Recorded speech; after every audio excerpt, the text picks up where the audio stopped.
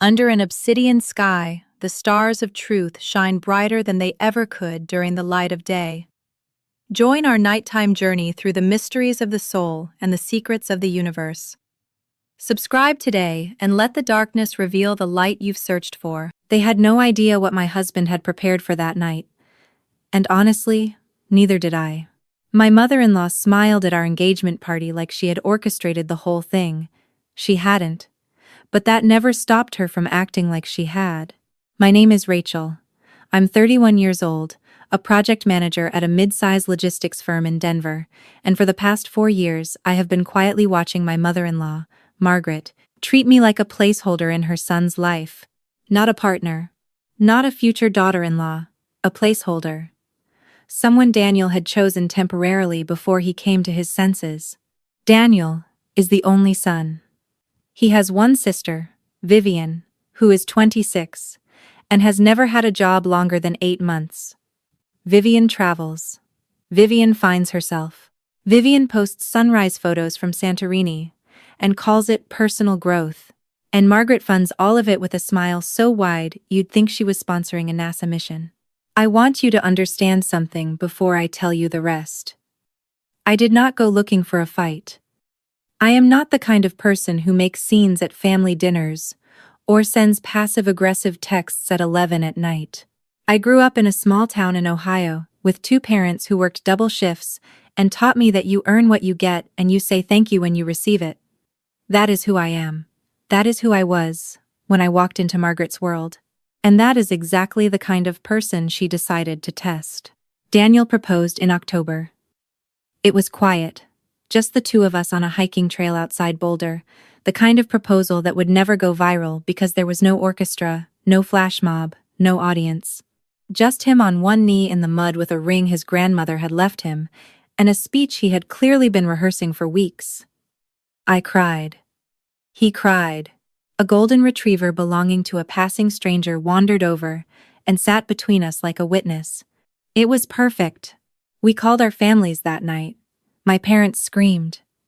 My mom made my dad get off his recliner and stand next to the phone, like proximity would make him more present in the moment. Daniel's father, Gerald, was warm and genuine. He told Daniel he had chosen well. He told me he was glad to have me. Margaret said, "Well, I suppose we should start thinking about dates. Not congratulations, not welcome to the family, dates." I told myself it was just her way. Daniel told me the same thing. "She's not great with emotions," he said. "Give her time."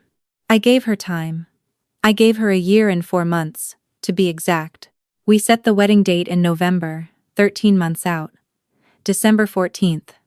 We chose it carefully past the holiday travel crunch, not too close to Christmas. A Saturday. We booked the venue, a renovated barn outside Fort Collins, that we had both fallen in love with the first time we toured it. We put down a non-refundable deposit of $8,000. We sent save the dates within the week. Margaret received hers, texted Daniel received it, and said nothing else. 3 months later, Vivian announced she was doing a healing retreat in Costa Rica. I want to be very clear about the timeline here, because it matters. The save the dates had been out for 3 months. Vivian had known about the wedding date for 3 months. She booked her Costa Rica trip for the same 2-week window as our wedding anyway. Margaret called Daniel the day after Vivian booked the flights. I wasn't on the call. Daniel told me about it that evening while I was making dinner. And I remember the exact moment he said it because I set down the wooden spoon very carefully on the counter and turned around slowly, the way you do when you want to make sure you heard correctly. "Mom thinks we should look at moving the date," he said. "Because of Vivian's trip." I stared at him. She said December is hard for a lot of people anyway. "We set this date 13 months ago," I said. "I know. Vivian booked her trip yesterday." "I know, Rachel. So Vivian booked a vacation after receiving our save the date, and your mother's solution is that we move our wedding." He didn't have a good answer for that. There wasn't one. I told Daniel I was not moving the date. We had a signed contract with the venue, deposits with the caterer, the florist, the photographer. My dress had been ordered, his suit had been fitted. 63 guests had made travel arrangements. Moving the date was not a minor inconvenience. It was a logistical disaster that would cost thousands of dollars and ask 63 people to reorganize their lives because Vivian had decided a wellness retreat was more important than her brother's wedding. Daniel agreed with me. That's important. He agreed with me completely, but he made the mistake of telling his mother that. Margaret did not take it well. She called me directly the next morning. I was in the middle of a work call and had to let it go to voicemail. She left a 4-minute message. I still have it. In it, she explained, very calmly, that family means compromise, that a date is just a date, that Vivian had been really struggling emotionally, and this retreat had been recommended by her therapist, that she hoped I would be mature enough to understand. She used the word mature twice. Both times felt deliberate. I called her back that afternoon. I was polite. I explained the financial reality, the deposits, the contracts, the guests. I told her I understood Vivian's retreat was important to her and that we completely supported her going. What we were not able to do was move a wedding that had been planned for over a year around a trip that had been booked last Tuesday. Margaret told me I was being rigid. I told her I was being practical. She told me that she had hoped I would be different from what she expected. I asked her what that meant. She hung up. Over the next 6 weeks, the pressure came in waves. Margaret stopped responding to wedding-related group texts. She forgot to RSVP by the deadline. When Daniel called to check in, she said she was still thinking about whether she could make it work. He reminded her that it was his wedding. She reminded him that schedules were complicated. Vivian texted me once during this period. One text. It said, I just want you to know I feel really bad about this whole situation. She did not offer to change her trip. She did not offer anything except the feeling itself, wrapped up neatly and deposited in my lap like it was a gift. I didn't respond. Then, 8 weeks before the wedding, Daniel got a call from the venue coordinator. Someone had called asking about canceling our reservation. The coordinator, a thorough woman named Patricia, who had clearly dealt with wedding chaos before, had told the caller she could only process cancellations from the couple directly. She then called Daniel to give us a heads up. The caller had not left a name, but she had called from a number Daniel recognized. It was his mother. I sat with that information for 3 days, before I knew what to do with it. My mother-in-law had called our wedding venue the venue we had contracted, deposited, and planned around for over a year, and tried to cancel our reservation without our knowledge or consent. Not move the date, cancel it. I want you to sit with that for a moment too. Daniel confronted her. She denied it at first, then said she had simply been asking questions, then said she had been trying to protect everyone from a situation that was clearly not going to work out. She said it with the tone of someone who had done us a favor. Daniel told her that what she had done was a betrayal, that if she could not respect our wedding, she was not welcome at it. She cried. She said he was choosing me over his family. He told her that was not what was happening. He told her that respecting his wife was not the same as abandoning his family. He told her he loved her, and he needed her to stop. She stopped calling for 2 weeks. Then she called Gerald, who called Daniel, who spent 40 minutes on the phone trying to mediate between his parents. I spent those 2 weeks finishing the seating chart and confirming the rehearsal dinner menu. I was not going to let her make our wedding small. The week before the ceremony, Margaret sent a text to Daniel saying she and Gerald would try to attend, but could not promise anything because the situation had been very stressful for her health. Daniel read it to me over breakfast. I drank my coffee and said, "Okay." He looked at me. "That's it? Just okay? What else is there to say?" He thought about it. "Nothing, I guess." Exactly. December 14th came in cold and clear. The barn was strung with lights that made everything look like the inside of a snow globe. My best friend, Kara, helped me into my dress at 7 in the morning and cried before I even had my shoes on. My dad walked me down the aisle, with his jaw set the way it gets when he's trying very hard not to cry in public. Gerald was there. He sat in the front row with his hands folded and his eyes bright. Margaret and Vivian were not there. There were 2 empty seats in the front row where they should have been. Patricia, the venue coordinator, had offered to rearrange the seating. I told her to leave it. I wanted Daniel to be able to see exactly who had chosen to show up. The ceremony was 32 minutes long. Daniel cried during his vows. I did not cry until he did, and then I could not stop. The officiant, a friend of ours named Marcus, who had gotten ordained online specifically for this, told the room that love is not the absence of difficulty, but the decision to face difficulty together. I heard someone in the third row say, "Amen," like they were in church. At the reception, when the dinner plates had been cleared and the dancing hadn't quite started, Daniel stood up. I did not know he was going to do this. He had not told me. He picked up a champagne glass, tapped it twice, and waited for the room to quiet. 61 people looked at him. "I want to say something," he said. "And I want to say it in front of everyone who is here tonight, because the people in this room are the ones who showed up. You rearranged schedules. You bought flights. You drove through snow. You showed up. And I need you to know that Rachel and I see that. We see every single one of you." He paused. The room was completely still. There are people who are not here tonight who chose something else. I'm not going to pretend that doesn't hurt, because it does. But what I know more clearly than I have ever known anything, is that the woman standing next to me has more integrity, more grace, and more strength than I had words for, until I watched her plan an entire wedding while being told she should cancel it. She didn't cancel it. She didn't shrink. She set her table, and she opened her doors, and she fed everyone who walked through them. He turned to me. "I did not know I was capable of loving someone this much," he said. "I know now." My dad made a sound that was almost a word.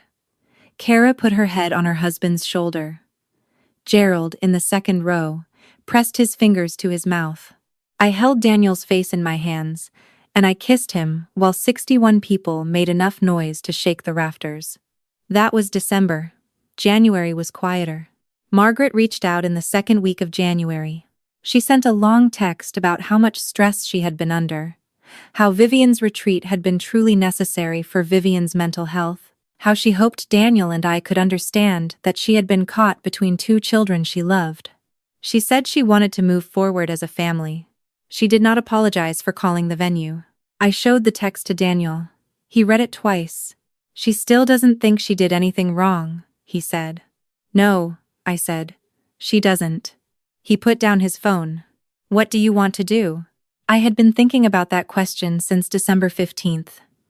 I had turned it over carefully, the way you do with something that matters. I did not want to be vindictive. I also did not want to pretend. "I want her to understand that there are consequences," I said. "Not to punish her. But, because if there aren't, it will happen again." Daniel nodded slowly.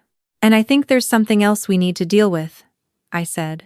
That something else was the house.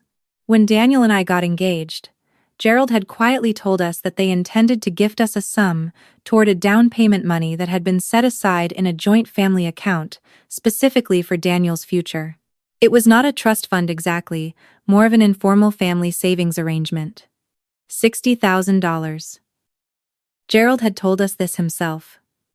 It had been part of our financial planning for the wedding year. We had budgeted around it. After Margaret's campaign to move the wedding date began, the conversation about the money stopped.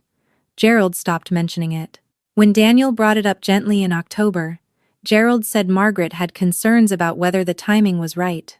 After we discovered she had tried to cancel the venue, we stopped asking. But now, 3 weeks into January, we sat down with Gerald privately, while Margaret was at a book club meeting. I had asked for the meeting. Gerald had agreed without hesitation, which told me he already knew something was wrong. We sat at his kitchen table, and Daniel laid it out plainly. The history, the pressure to move the date, the venue call, the empty seats, the text without an apology. Gerald was quiet for a long time. "She called the venue," he said finally. "It wasn't a question." "Yes," Daniel said. "Patricia called me directly. We have the call log." Gerald put his hands flat on the table. He was a man who had built a small contracting business with those hands, and had clearly taught himself over many years to stay very calm when he needed to think. "The money," he said. Is that part of why you're here? Partly, I said. Gerald, we budgeted around what you told us. We made financial decisions based on that conversation. If it's no longer the plan, we need to know so we can adjust. We're not here to demand anything. We're here because we need honesty. He looked at me for a long moment. She told me to hold off, he said. She said the wedding situation needed to resolve itself first. The wedding happened 4 weeks ago, Daniel said. I know, he exhaled. I know it did. We left that afternoon without a resolution, but with something more important, a clear picture of what we were dealing with. Margaret had been using the money as a lever. Not overtly. She had never said out loud that we would receive it if we complied or lose it if we didn't. But the timing was not a coincidence, and we all knew it. Daniel hired a mediator. Not because the money was legally ours, it wasn't.